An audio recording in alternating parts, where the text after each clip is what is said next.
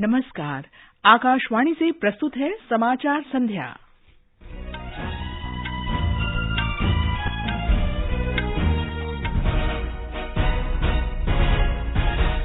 प्रधानमंत्री नरेंद्र मोदी ने मंत्रालयों और राज्य सरकारों से बुनियादी ढांचा परियोजनाओं के लिए पीएम गति शक्ति पोर्टल के इस्तेमाल का आह्वान किया। सूचना और प्रसारण मंत्री अनुराग सिंह ठाकुर ने कहा, G20 के अध्यक्ष के रूप में भारत पर यह बड़ी जिम्मेदारी है कि वह वैश्विक महत्व के मुद्दों पर आम सहमति बनाए। G20 की संस्कृति कार्य समूह की पहली बैठक खजुराहो में शुरू। नागालैंड और मेघालय विधानसभा चुनाव का प्रचार चरम पर। ऐश्वर्य प्रताप सिंह तोमर ने मिस्र के काहिरा में ISSF विश्व कप निशानेबाजी प्रतियोगिता की राइफल 3 पोजीशन स्पर्धा में स्वर्ण पदक जीता। और ICC T20 विश्व कप महिला क्रिकेट के सेमीफाइनल में कल दक्षिण अफ्रीका के केप टाउन में भारत का सामना ऑस्ट्रेलिया से।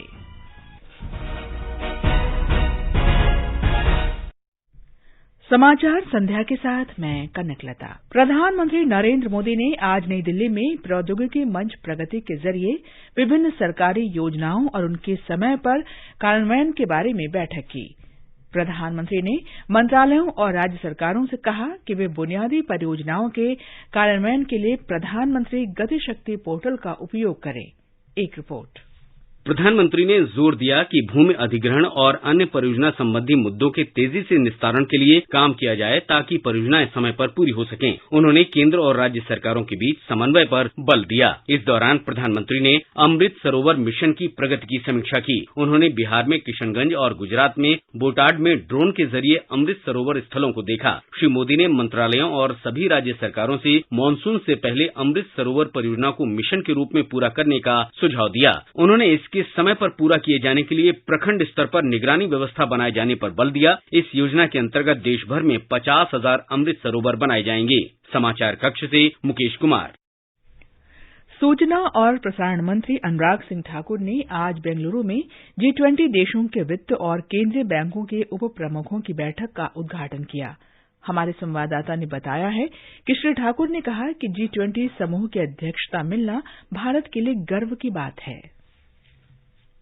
केंद्र सूचना और प्रसारण मंत्रालय के मंत्री अनुराग सिंह ठाकुर जी ने आज कहा है कि G20 के सदस्य राष्ट्रीय हित के साथ वैश्विक हित के विचार पर सहमति बनाने की ओर अग्रसर हों। G20 फाइनेंस और सेंट्रल बैंक डिप्यूटीज की मीटिंग में बात करते हुए उन्होंने कहा कि मल्टीलैटरलिज्म द्वारा वैश्विक मतभेद मिटाए जा सकते हैं। उन्होंने कहा कि G20 फाइनेंस ट्रैक एक अहम विभाग है जो वैश्विक आर्थिक संवाद और योजना कार्यान्वयन के लिए प्लेटफॉर्म प्रदान करता है। विश्व स्तर पर पाए जाने वाले आर्थिक संकट जैसे इन्फ्लेशन, टैक्सेशन और ऋण का भार सुलझाने के लिए भी ये अच्छा प्लेटफॉर्म है। सुधींद्र, आकाशवाणी समाचार, बेंगलुरु। भारत की अध्यक्षता में G20 देशों के पहले सांस्कृतिक कार्यदल की बैठक मध्य प्रदेश के खजुराहो में शुरू हुई। इसकी अध्यक्षता केंद्रीय संस्कृति और पर्यटन मंत्री जी किशन रेड्डी ने की। मध्य प्रदेश के मुख्यमंत्री शिवराज सिंह चौहान और केंद्रीय सामाजिक न्याय तथा अधिकारिता मंत्री डॉक्टर वीरेंद्र कुमार इस अवसर पर उपस्थित थे। इस बैठक में सांस्कृतिक आदान प्रदान के क्षेत्र में व्यापक विचार विमर्श किया जाएगा। बैठक शनिवार तक चलेगी। इससे पहले G20 देशों के प्रतिनिधियों का भारतीय पारंपरिक ढंग से स्वागत किया गया। उन्होंने मध्य प्रदेश के लोक नृत्य का भी आनंद उठाया। युवा कार्यक्रम और खेल मंत्रालय के सहयोग से आज नई दिल्ली में श्रीराम कॉमर्स कॉलेज में G20 कार्यशाला का आयोजन किया गया। इसका विषय था साझा भविष्य, लोकतंत्र और प्रशासन में युवा। यूथ 20 के अंतर्गत इस कार्यशाला का आयोजन किया गया। इस अवसर पर युवा कार्यक्रम विभाग की सचिव मीता राजीव लोचन ने कहा कि देश के सर्वांगीण विकास में युवाओं को नए विचारों के साथ आगे आना चाहिए। मंत्रिमंडल ने वर्ष 2022-23 के लिए अनिवार्य जूट पैकेजिंग मानदंडों को आज मंजूरी दे दी। नियमों के अनुसार खाद्यान्न का 100% तथा चीनी का 20% अनिवार्य रूप से जूट की बोरियों में पैक किया जाएगा। मंत्रिमंडल ने भारत के 22वें विधि आयोग के कार्यकाल को 31 अगस्त 2024 तक बढ़ाने को स्वीकृति दे दी है। विधि आयोग सरकार द्वारा गठित एक निकाय है। वर्तमान 22वें विधि आयोग का कार्यकाल इस महीने की 20 तारीख को समाप्त हो गया था। सरकार ने कहा है कि 22वें विधि आयोग के अध्यक्ष और सदस्यों ने हाल ही में पदभार ग्रहण किया है। ये समाचार हमारी वेबसाइट newsonair.com/hindi और हमारे mobile app news on AIR पर भी उपलब्ध हैं। जल्दी टिफिन पैक करो। राजू, मोबाइल छोड़ो। अरे दीदी, वो बैंक का नंबर चाहिए, रिफंड ही नहीं आया है। मिल गया। अब भी कॉल करता हूँ दीदी। बिना नंबर जांचे? अक्सर जालसाज बैंक की नकली वेबसाइट और फर्जी नंबर से पैसों की धोखाधड़ी करते हैं। तो फिर सही नंबर? बैंक की ऑफिशियल वेबसाइट या तो कार्ड पर। आपने तो बचा लिया दीदी। काम से नहीं। आरबीआई कहता है, सही वित्तीय बर्ताव करे आपका बचाव। समाचार संध्या में आपका फिर स्वागत है।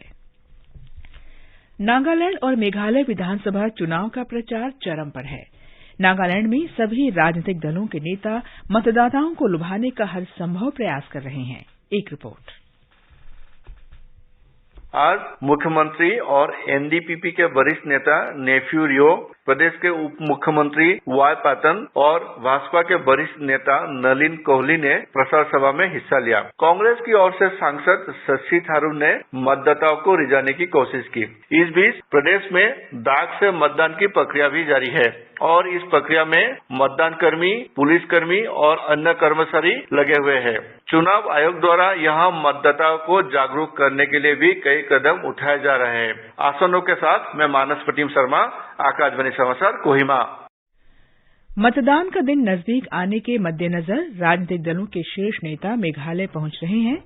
प्रधानमंत्री नरेंद्र मोदी शुक्रवार को पश्चिमी गारो हिल्स जिले के तुरा में चुनावी रैली को संबोधित करेंगे। इस बीच कांग्रेस के वरिष्ठ नेता राहुल गांधी ने कहा है कि उनकी पार्टी मेघालय में बेरोजगारी और बढ़ती कीमतों के खिलाफ लड़ाई के लिए प्रतिबद्ध है। शिलंग के मल्की पॉइंट ग्राउंड में चुनावी रैली को संबोधित करते हुए उन्होंने कहा कि अगर कांग्रेस सत्ता में आती है तो मेघालय भ्रष्टाचार मुक्त और नशा मुक्त राज्य बनाया जाएगा। दोनों राज्यों में मतदान 27 फरवरी को होगा। इस बीच मेघालय में आदर्श आचार संहिता लागू होने के बाद से केंद्रीय और राज्य एजेंसियों के संयुक्त प्रयासों से अब तक करीब 70 करोड़ रुपए की नकदी और अन्य सामान जब्त किया जा चुका है। राज्य के मुख्य निर्वाचन अधिकारी फ्रेडरिक रॉय खारकोंगोर ने आकाशवाणी को बताया कि जब्त की गई सामग्री का मूल्य 2018 में दर्ज बरामदगी की तुलना में 20 गुना अधिक है। उन्होंने कहा कि जब्त सामग्री में अधिकांश मादक पदार्थ हैं।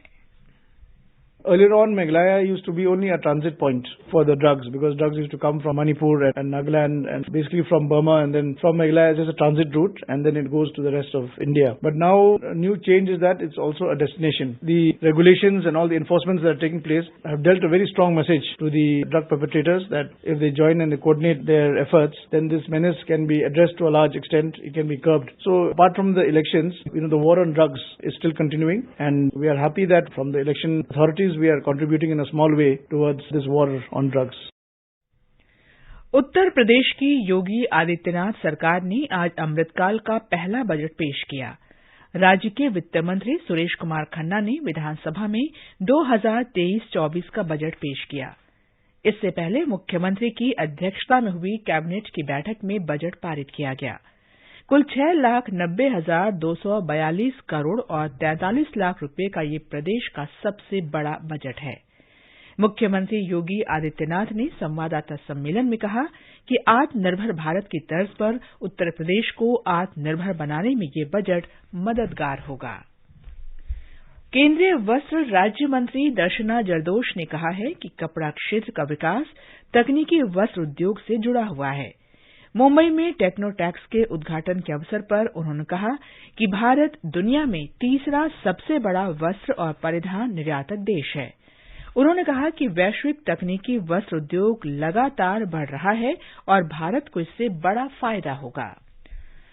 प्रधानमंत्री नरेंद्र मोदी कल हरित विकास पर एक वेबिनार को संबोधित करेंगे। केंद्रीय बजट में घोषित योजनाओं के प्रभावी कार्यान्वयन के लिए विचार और सुझाव प्राप्त करने के उद्देश्य से सरकार ऐसे 12 वेबिनार आयोजित कर रही है। कल इसी श्रृंखला में पहला वेबिनार आयोजित किया जाएगा। भारतीय कृषि अनुसंधान परिषद ICAR ने गेहूं की एक नई किस्म विकसित की है जो मौसम में बदलाव और बढ़ती गर्मी के कारण उत्पन्न होने वाली चुनौतियों का सामना कर सकती है। HD 3385 नामक गेहूं की ये नई किस्म जल्दी बुआई के लिए अनुकूल है। ये गर्मी के प्रकोप से बची रह सकती है और इसकी फसल को मार्च खत्म होने से पहले काटा जा सकता है। आकाशवाणी से बातचीत में ICAR के प्रधान वैज्ञानिक राजबीर यादव ने इस नई किस्म की खूबियों के बारे में बताते हुए ये जानकारी दी कि किसान इस किस्म के गेहूं की बुआई करके अच्छी फसल कैसे प्राप्त कर सकते हैं। फार्मर मैक्सिमम यील्ड और अश्योर्ड प्रोडक्शन की तलाश कर रहे हैं, जो हर किसी का मकसद रहता है। वीट की क्रॉप जितनी जल्दी लगा के, अगर सिचुएशन परमिट करती है। अगर आपने पहले कोई क्रॉप लगा रखी तो आप कुछ नहीं कर सकते, बट अगर सिचुएशन परमिट करती है तो आप इनको जल्दी लगा के प्रोडक्शन और अश्योर्ड रहेगी और ज्यादा रहेगी। भारतीय जनता पार्टी अध्यक्ष जगत प्रकाश नड्डा ने कहा है कि प्रधानमंत्री नरेंद्र मोदी के नेतृत्व में देश निर्भय होकर अपने निर्णय लेता है, किसी के दबाव में नहीं आता। रूस यूक्रेन युद्ध का उदाहरण देते हुए उन्होंने कहा कि भारत कठिन अंतर्राष्ट्रीय परिस्थितियों में देश हित में फैसला करता है। उन्होंने कहा कि प्रधानमंत्री नरेंद्र मोदी ने अंतर्राष्ट्रीय जगत में भारत की छवि निखार दी है। नई दिल्ली में Modi shaping a global order in flux पुस्तक का विमोचन करते हुए श्री नड्डा ने कहा कि विश्व भर में भारत के निर्णय की सराहना की जाती है। इस पुस्तक का संपादन सुजान चिनॉय, विजय चौथाईवाले और उत्तम कुमार सिन्हा ने किया है। विदेश मंत्री डॉक्टर एस जयशंकर ने इसकी प्रस्तावना लिखी है। ये समाचार आकाशवाणी से प्रसारित किए जा रहे हैं। ताजा समाचार जानने के लिए आप हमारे Twitter handle @AIR News Hindi को फॉलो कर सकते हैं।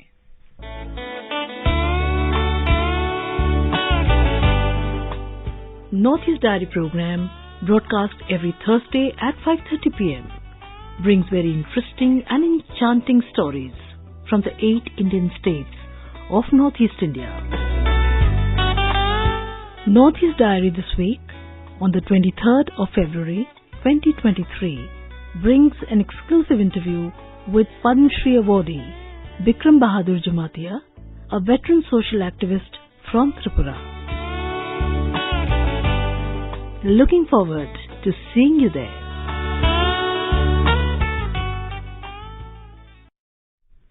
ये आकाशवाणी है। भारतीय निशानेबाज ऐश्वर्य प्रताप सिंह तोमर ने मिस्र के काहिरा में ISSF विश्व कप निशानेबाजी प्रतियोगिता की राइफल 3 पोजीशन स्पर्धा का स्वर्ण पदक जीत लिया है। फाइनल में ऐश्वर्य ने ऑस्ट्रिया के एशमर अलेक्जेंडर को 16-6 से हरा दिया। महिला T20 क्रिकेट विश्व कप के पहले सेमीफाइनल में कल केपटाउन के न्यूलैंड्स में भारत का मुकाबला ऑस्ट्रेलिया से होगा। ये मैच भारतीय समय के अनुसार शाम 6:30 बजे से शुरू होगा। और अब आर्थिक जगत की खबरों के साथ विशाल शर्मा। घरेलू शेयर बाजारों में आज लगातार चौथे दिन गिरावट रही। बॉम्बे स्टॉक एक्सचेंज का सेंसेक्स 928 अंक लुढ़ककर 59,745 पर बंद हुआ। नेशनल स्टॉक एक्सचेंज का निफ्टी भी 272 अंक फिसलकर 17,554 पर आ गया। दिल्ली सराफा बाजार में सोना 90 रुपए महंगा होकर 56,350 रुपए प्रति 10 ग्राम रहा। चांदी भी 113 रुपए की मजबूती से 66,083 रुपए प्रति किलोग्राम के स्तर पर रही। और अंतर्राष्ट्रीय बाजार में ब्रेंट कच्चे तेल की कीमतें $82 प्रति बैरल के आसपास रहीं। अंत में मुख्य समाचार एक बार फिर। प्रधानमंत्री नरेंद्र मोदी ने मंत्रालयों और राज्य सरकारों से बुनियादी ढांचा परियोजनाओं के लिए PM गति शक्ति पोर्टल के इस्तेमाल का आह्वान किया। सूचना और प्रसारण मंत्री अनुराग सिंह ठाकुर ने कहा, G20 के अध्यक्ष के रूप में भारत पर यह बड़ी जिम्मेदारी है कि वह वैश्विक महत्व के मुद्दों पर आम सहमति बनाए। G20 की संस्कृति कार्य समूह की पहली बैठक खजुराहो में शुरू। नागालैंड और मेघालय विधानसभा चुनाव का प्रचार चरम पर। ऐश्वर्य प्रताप सिंह तोमर ने मिस्र के काहिरा में ISSF विश्व कप निशानेबाजी प्रतियोगिता की राइफल 3 पोजीशन स्पर्धा में स्वर्ण पदक जीता। और ICC T20 विश्व कप महिला क्रिकेट के सेमीफाइनल में कल दक्षिण अफ्रीका के केपटाउन में भारत का सामना ऑस्ट्रेलिया से। इसके साथ ही समाचार संध्या का ये अंक समाप्त हुआ। नमस्कार।